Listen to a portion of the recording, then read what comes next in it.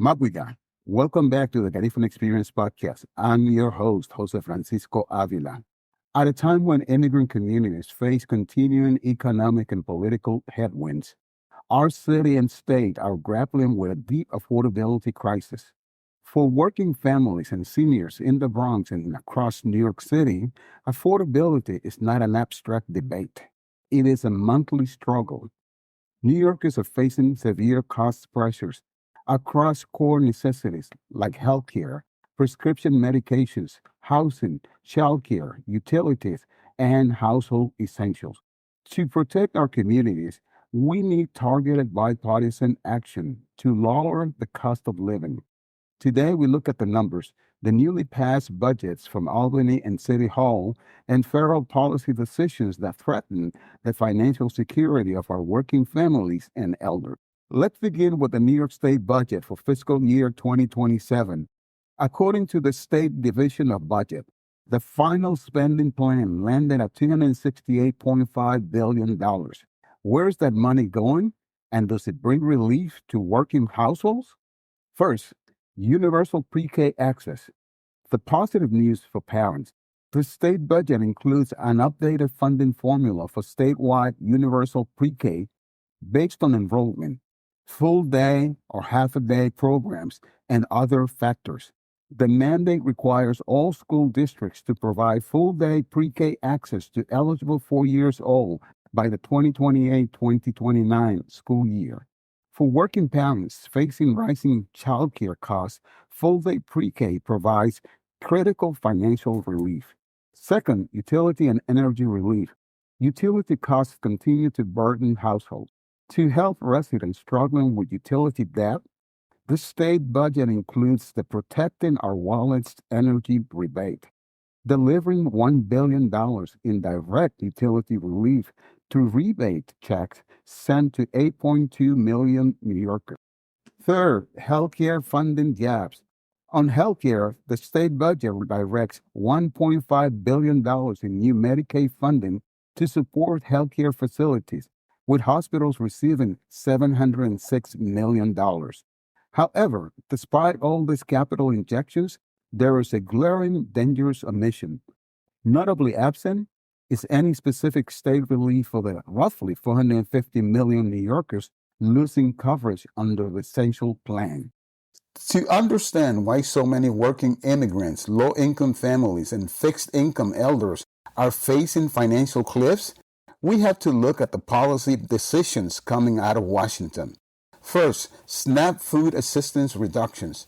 Federal tax and spending legislation under the One Big Beautiful Bill Act enacted a 20% cut to SNAP food assistance, totaling roughly $187 billion nationwide for over 10 years, according to research from the Harvard Kennedy School. Current need. As of March 2026, city data shows over 1.7 million New York City residents rely on SNAP. Statewide impact. Out of 3 million New Yorkers receiving SNAP, estimates from the governor's office indicate over 300,000 households could lose benefits due to strict New York requirements and eligibility rules. Immigrant impact. Approximately 41,000 non-citizens in New York State are projected to lose food benefits entirely under these restrictions. Second, the essential plan insurance drop. The federal law also cut multi-billion-dollar funding for the essential plan, a low-cost health program relied on by lower-income New Yorkers. Facing program insolvency, Governor Kathy Hochul restricted income eligibility thresholds, causing 450,000 of the plan's 1.7 million enrollees to lose coverage. Nearly half are now completely uninsured, while the rest face substantial out-of-pocket bills on commercial plans. Third, Medicare subsidy cut hits 1.3 million New York seniors. As if food and health insurance cuts were not enough, our seniors are facing a major blow to prescription drug coverage. On Wednesday, August 5th, Governor Kathy Hochul raised alarms regarding federal changes impacting over 1.3 million New York seniors. following formal announcement from the Centers for Medicare and Medicaid Services regarding the conclusion of the Medicare Part D Premium Stabilization Demonstration Program effective December 31st, 2026. For the past 2 years, this federal subsidy program provided direct payments to private insurers to cap sudden monthly premium spikes for standalone Part D prescription plans.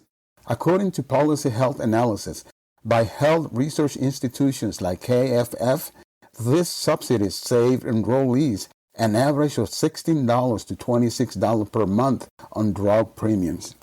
Governor Hochul strongly criticized sunsetting the program, warning that ending rate stabilization will impose a sharp financial burden on fixed-income seniors across the state, leaving elders to choose between essential prescriptions and basic groceries. Turning to City Hall, Major Zohran Mamdani recently released a $124.7 billion executive budget for fiscal year 2027, balancing an inherited $12 billion deficit without raising property taxes, cutting core services, or depleting long-term reserves. Yet, despite efforts to balance the budget, allocation disputes are causing friction. During the City Council vote, Council member Althea Stevens, representing the Central Bronx, stood out as the lone Democrat to vote no on the city budget. Council member Stevens voiced strong objections over how discretionary funds were distributed by Council Speaker Julie Menin, stating, "When it comes to discretionary funds, that's up to the Speaker and her team. And my district was not prioritized, and I'm not going to pretend like that's okay. People are being punished." Stevens stressed that low-income communities in her district were being shortchanged. While her district received $10 million in capital funding and $1 million in discretionary expense funding, her vote highlights a critical question. When city budgets tighten, are our most vulnerable neighborhoods receiving their fair share? There is another critical piece to the affordability equation: the financial survival of our community nonprofits. A recent statement from New York City Comptroller Mark Levine highlighted a flaw in city administration that is pushing grassroots providers to the edge. Nonprofits manage neighborhood health clinics, youth programs, shelters, legal aid offices, and food pantries. Yet, delays in the city's contracting process leave these vendors waiting months or even years to be paid for services already delivered. Agencies frequently fail to register contracts on time, forcing nonprofits to take out costly private loans to cover payroll and keep their doors open while awaiting city reimbursements. As the Comptroller noted, review by the Comptroller's Office is the only step in the entire contracting process bound by legally mandated deadline. If we want a functional city, we must ensure the grassroots organizations supporting our families are not driven into financial insolvency by administrative delays. An affordability agenda cannot just be a campaign slogan. It must be reflected in how our tax dollars are allocated, how our safety nets are protected, and how our elders and families are supported. As Garifuna people, as immigrants, and as New Yorkers, staying informed on these fiscal decisions is the first step toward advocating for our community's future. And that wraps up another episode of the Garifuna Experience Podcast. Thank you for listening. Remember, the future of the Garifuna people is in our hands. Until next time, stay united, stay proud. Sungube Lida Aba. Ayo.